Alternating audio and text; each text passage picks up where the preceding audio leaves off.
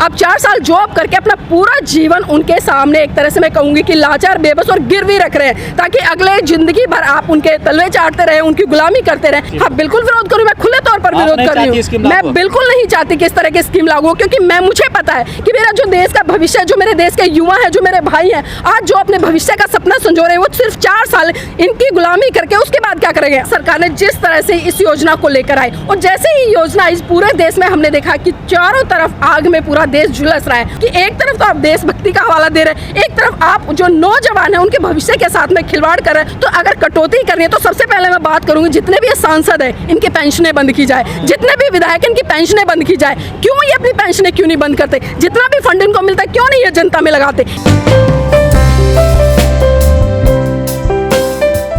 देखिए, अग्निवीर बनने की बात करो और मैं सरकार की इस योजना की बात करूं, तो पहले तो मैं इस जो योजना है इसको बिल्कुल ही एक सिरे से दरकिनार करती हूँ, क्योंकि इसमें साफ साफ हमें सोचना पड़ेगा कि आखिर सरकार इस तरह की योजनाएं क्यों लेकर आई है। और ये पहली योजना नहीं है जब इस देश के पढ़े लिखे उन लोगों को बेरोजगार बनाया जा रहा है, क्योंकि भले ही योजना, लेकिन इस योजना के नाम पर उनको बेरोजगार बनाने की तैयारी की जाए। अब एक सवाल सरकार से ये बनता है कि मात्र आप 18 साल में जॉब दे रहे हो, और वो भी सिर्फ 4 साल की संविदा पर। अब ये बताइए कि एक व्यक्ति जिस समय उसकी उम्र पढ़ने लिखने की होती है, अपने भविष्य का निर्माण करने की होती है, उस समय वो सैनिक बनकर सीमा पर, सरहदों पर 4 साल नौकरी करेगा, लेकिन उसके बाद क्या है कि सिर्फ उसको मात्र 10 या 11 लाख रुपए देकर उसका रिटायरमेंट कर दिया जाएगा। ना तो उसको कोई पेंशन दी जाएगी, ना ही उसको कोई चिकित्सा सुविधा दी जाएगी, ना ही उसके परिवार की सुरक्षा के लिए किसी भी तरह का इंतजाम किया जाएगा कि भविष्य में अगर उस व्यक्ति को कुछ होता है तो उसके जो परिवार है उसका पालन पोषण अच्छी तरह से हो सके। तो इस पर भी हमें सोचना पड़ेगा। जहां भारतीय जनता पार्टी एक तरफ इस योजना के बड़े बड़े फायदे गिना रही, और वहीं दूसरी तरफ अगर मैं जो भारतीय जनता पार्टी के समर्थक है उनकी बात करूँ तो वो भी इस योजना के बहुत बड़े फायदे गिना रही है। लेकिन आम जनता से पूछ के देखिए, आप उन बेरोजगार युवाओं से पूछ के देखिए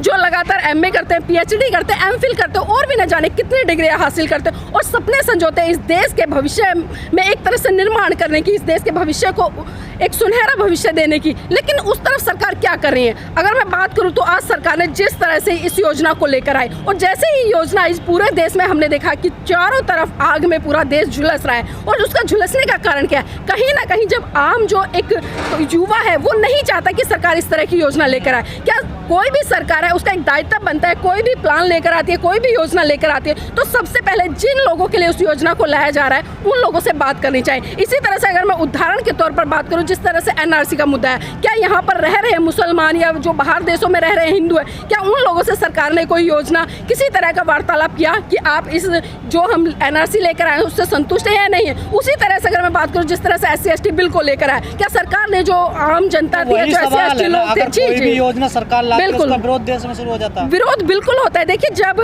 सरकार जिस तरह की मानसिकता से कोई योजना लेकर आती है, सरकार का दायित्व बनता है कि जनता के हित में काम करना, लेकिन जब सरकार इस तरह की योजनाएं लेकर आती है वो जनता के हित में ना होकर बल्कि पूंजीपतियों के हित में होती है। अगर मैं खुले शब्दों में कहूँ, चाहे मैं यहाँ पर धीरू अंबानी की बात करूँ या अनिल अंबानी की बात करूँ, अगर इस तरह की योजनाएं लेकर सरकार आ रही है तो ये सिर्फ और सिर्फ 4 साल की जॉब का एक लालसा देकर आने वाले भविष्य में जो RSS की शाखा है उनमें काम करने के लिए इनको एक तरह से विवश करेगी। धीरू भाई अंबानी की उस कंपनियों में 15,000 की सैलरी देकर विवश करेगी। तो इसी से आप समझ सकते हैं। और बिहार के एक विधायक है, मैं उनका एक स्टेटमेंट सुन रही थी, वो बड़े ही गर्व से कह रहे थे कि जो लोग सेना में आते हैं उन्हें गर्व होना चाहिए, वो देशभक्ति की भावना से आते हैं, ना कि वो समझौतों से आते हैं। लेकिन आज हम देख रहे हैं कि जो भी व्यक्ति, जो भी सैनिक या जो भी युवा सेना में आने की जो प्रेरणा ले रहा है, तो वो सिर्फ ये देख रहा है कि मेरे परिवार को क्या सुविधा मिलेगी या मुझे क्या सुविधा मिलेगी या मेरा परिवार किस तरह से सुरक्षित होगा। तो धिक्कार है ऐसे लोगों पर। ये स्टेटमेंट भाजपा के विधायक के जो कि बिहार से है उन्होंने साफ कहा है। तो इसी से आप समझ सकते हैं कि एक तरफ तो आप देशभक्ति का हवाला दे रहे हैं, एक तरफ आप जो नौजवान है उनके भविष्य के साथ में खिलवाड़ कर रहे हैं। और उन्होंने साफ साफ कहा है कि और प्राथमिकता के तौर पर अगर हम देखें कि जो 4 साल की संविदा जिस तरह से नौकरी सरकार लेकर आई, उन्होंने कहा कि 4 साल के बाद जो भी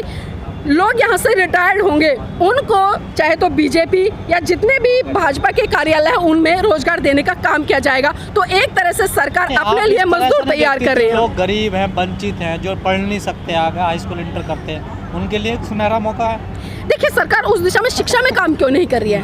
आप एक सोच, ये सवाल हमारा सरकार से बनता है, हम सरकार से सवाल करते नहीं है। अगर सरकार को सही रूप में काम करना है तो जो बेसिक शिक्षा है उसको मजबूत करे, उसके बाद में जो हमारी हाई शिक्षा होती है उसको मजबूत करे, उसके बाद में अलग अलग टेक्नोलॉजी की जो भी टेक्निक यूज होती है उसको इस्तेमाल करके इस देश के युवाओं को एक सक्षम रोजगार देने का काम करना चाहिए। लेकिन सरकार इस दिशा में काम नहीं करे, सिर्फ उनको अपंग और बेबस और लाचार बनाने के लिए। सवाल वही है, जिस समाज से आप आती है उस समाज में एक बड़ा तबका ऐसा है जो दूसरों की गुलामी मजदूरी करता, उसके लिए तो बड़ा अच्छा मौका है ये। देखिए बताइए अच्छा कहाँ से है? करके वो 4 साल के लिए अग्निवीर बनेगा, 10-11 लाख रुपए लाएगा, बाद में पढ़ाई भी कर सकता या कोई अपना काम धंधा भी कर सकता। देखिए आपने मुझे जी बिल्कुल आपने बात करी उस समाज की जो निम्न तबके में एक गरीबी का जीवन यापन कर रहा है, उसके लिए आप अच्छा कह रहे हैं जो हायर एजुकेशन नहीं ले। लेकिन वहाँ पर अगर मैं बात करूँ, जितने भी एक आश्वासन दिए जा रहे हैं, प्रलोभन दिए जा रहे हैं, नेता है, नेताओं के कितने बच्चे जा रहे हैं? अगर देशभक्ति की बात आ रही है, देश को सुरक्षा की बात आ रही है, मैं सरकार से कहना चाहूंगी कि आप जितने अपने फंड से अपने बच्चों को विदेशों में पढ़ाते, उस फंड से आप उस गरीब बच्चे के तबके को पढ़ाकर देखिए ना,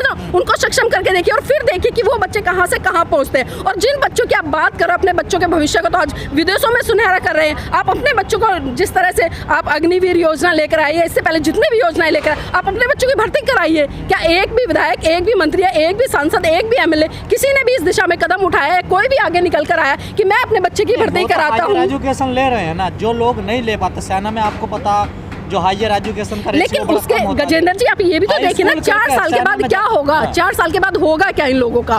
चलिए मैं मान लेती हूँ आपकी बात से, मैं एक तरह से सहमति जता देती हूँ कि 4 साल तक कम से कम उनको नौकरी मिल जाएगी, 4 साल के बाद उनको 10 लाख रुपए मिल जाएगा। लेकिन 4 साल के बाद क्या? तो अभी भी तो 4 साल के बाद का तो बेरोजगारी किसकी वजह से हो रही है? सरकार की वजह से हो रही है। सरकार हमेशा चाहती है कि जो निम्न तबका है, क्योंकि आज आप आंकड़े उठाकर देखो, जिस तरह से अगर मैं शिक्षा के क्षेत्र में बात करूं तो शिक्षा का स्तर कहाँ जा रहा है? आज जो सरकारी स्कूल है, बड़े बड़े आश्रम दे, चाहे मैं केंद्र की सरकार की बात करूं या केजरीवाल की बात करूं, जिस तरह से केजरीवाल जी अपना प्लान दिखा रहे थे, अपना मॉडल दिखा रहे हैं, लेकिन सही मायने में स्कूली शिक्षा कहाँ मिल रही है बच्चों को और किस स्तर पर मिल रही है, ये भी हमें बड़ी बारीकी से आंकना पड़ेगा। क्योंकि एक तरफ से आप प्राथमिक शिक्षा छीन लीजिए और दूसरी तरफ से आप इस तरह की योजना लाइए, और बेरोजगारी जिस तरह से देश में चरम सीमा पर है, मैं कहूंगी कि पिछले 70 या 75 सालों में जितना भारतीय जनता पार्टी के शासनकाल में बेरोजगारी की समस्या एकदम से मैं कहूंगी कि उस पांडाल भूचाल की तरह उभर कर आई है, जो आज तक नहीं उभर कर आई। तो इस पे भी हमें बड़ी बारीकी से सोचना पड़ेगा। बड़ी अच्छी थी, समझाने में कहीं कमी हो गई है, और ये जो कुछ लोग हैं इन्होंने युवाओं को भड़का दिया, इसलिए हिंसा। देखिए सरकार ने तो किसान आंदोलन जो लेकर आए थे कि कृषि 3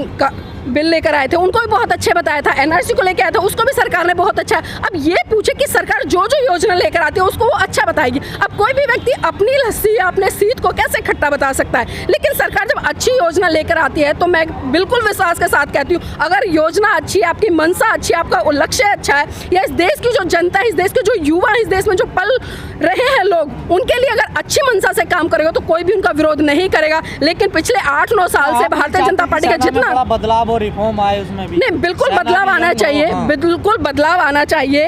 यंग होने का मतलब ये नहीं कि सिर्फ 4 साल में बताइए क्या जीवन होता है किसी व्यक्ति का? जो एक व्यक्ति अपना सपना संजाता है 12वीं क्लास के बाद में, देखिए 12वीं क्लास के बाद में 18 साल का व्यक्ति होता है। एक लड़का, अगर मैं नवयुवक की बात करूँ, 18 साल का होता है, और 18 साल के बाद वो डॉक्टर बनने के सपने लेता है, इंजीनियर लोग जाते हैं। किस तरह की देश भावना? जब बॉर्डर पर लोग मरते हैं तो कहाँ से उनको पेंशन दी जा रही है? बताइए कहाँ से देश भावना अपनी? और जिस तरह से पूरे देश में आग जल रही है, तो ये देश भावना आज लाल झंडे लेकर या हम वो भगवा पटके पहनकर, भगवा गमछा लेकर जय श्री राम के नारे लगा रहे हैं, तो क्या ये देशभक्ति है? क्या सिर्फ खाली जय भीम या मैं एक तरह से कहूँ या जय श्री राम के नारे लगाने से देशभक्ति हो जाएगी या लोगों का खून उबल जाएगा? अगर मैं सही मायने में बात करूँ तो इस तरह के नारे लगाकर सरकार सिर्फ और सिर्फ इस देश के युवाओं को भटकाने का काम करे, इसके अलावा कुछ काम नहीं करे। मतलब युवाओं के साथ धोखा हो रहा है। बिल्कुल धोखा हो रहा है, बिल्कुल धोखा हो रहा है। आप खुद देखिए ना, अगर आपको इस तरह की नौकरी के लिए ऑफर किया जाए, क्या आप करेंगे? मैं आपसे ही सवाल करती हूँ, आप बताइए गजेंद्र जी, क्या आप करेंगे 4 साल के लिए? चाहे आपको 1 लाख रुपया दिया जाए हर महीने, क्या करेंगे?